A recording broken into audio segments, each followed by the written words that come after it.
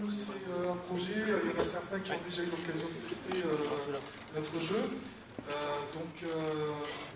Pour dire simple, en fait, l'idée c'était de plonger dans le monde de l'enfance. Et donc on incarne un petit personnage qui s'appelle Charlie. Et il a le pouvoir de tourner des pièces dans différents sens. Et ça lui permet de se défendre contre des vagues d'ennemis et de protéger sa petite sœur. Voilà, donc on a beaucoup travaillé sur le côté conte, fantastique, etc. Et là, on va essayer d'approfondir encore plus le sujet pour qu'il y ait vraiment une ambiance dans ce thème-là.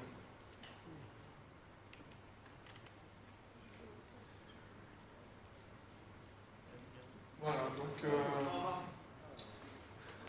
Vous voulez que je parle encore ou... Ok, alors là, comme vous pouvez voir, il y a un loup. L'animation est magnifique, hein, on dirait un genre de Pac-Man. Et en fait, c'est du pathfinding. Donc tout ça se gère automatiquement.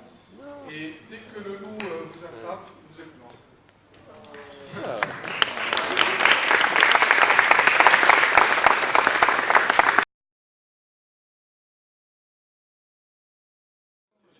Je vais meubler un petit peu et vous raconter le background qu'il y a autour du jeu et comment est-ce qu'on en est arrivé à Doudou Quest.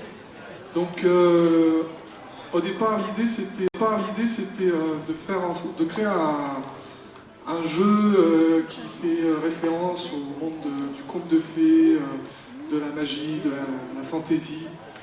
Et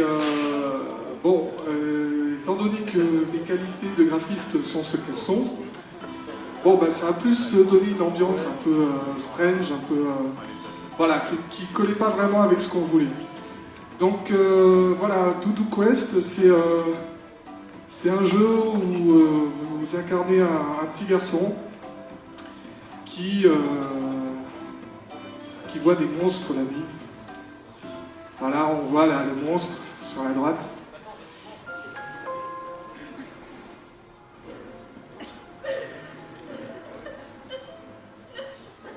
Ah, qu'est-ce que c'était?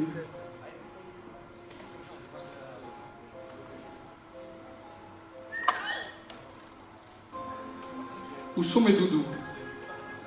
Ah, Ophélie a peur, donc il faut lui rapporter ses doudous. Et là, ah, la pièce a bougé. Donc là, en fait, ce moment, c'est, on va dire, la phase tuto du jeu. C'est là où on apprend les mécaniques de base du gameplay. En fait, le principe, il est simple, c'est vous devez récupérer des doudous éparpillés dans le niveau, tout en faisant en sorte que les loups ne vous attaquent pas.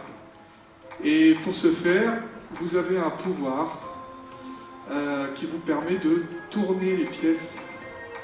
Et donc tout le principe, en fait, tout le fun du jeu, ça va être de bloquer les ennemis, changer leur chemin pour éviter qu'ils vous attaquent.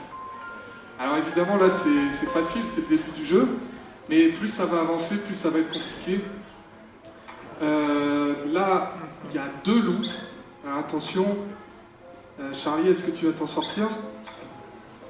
C'est un peu plus compliqué cette fois. Et voilà, plus qu'un doudou. Donc, au passage, concernant la musique, ce qu'on a voulu faire, l'objectif c'était de faire une musique un peu étrange, mais toujours sur le thème du merveilleux, de la magie.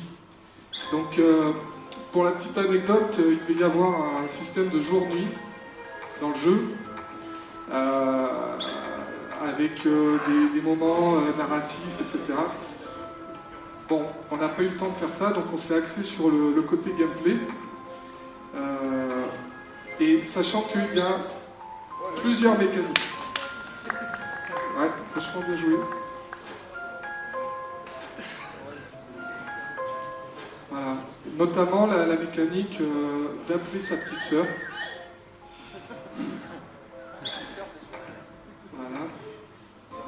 sachant que la petite sœur, évidemment, si elle se fait bouffer par le loup, ben, c'est game over. Donc là, Charlie, ce qu'il a fait, c'est qu'il a enfermé sa petite sœur dans la pièce d'à côté. Comme ça, elle lui pose pas de problème. Attention! Oh, tu t'es fait bouffer.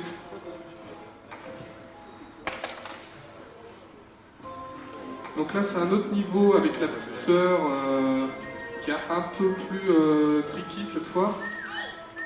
En fait, le principe, c'est que les rooms, comme vous avez pu le constater, elles ont différentes couleurs. Et en fonction des rooms que vous bougez, ça va bouger plusieurs rooms en même temps, de la même couleur. Et donc évidemment, le principe, c'est de se libérer, de faire un passage, tout en veillant bien à ce que le monstre ne puisse pas se faire un passage jusqu'à vous. Et là voilà, tu es dans une situation un peu compliquée. Encore un niveau, là c'est les niveaux avancés, plus complexes. On voit qu'il y a un loup au milieu, et le principe c'est faire en sorte que le loup reste enfermé dans sa pièce pour ne jamais venir vous attaquer.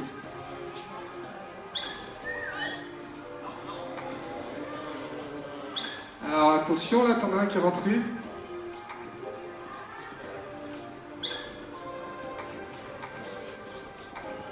Oh, putain.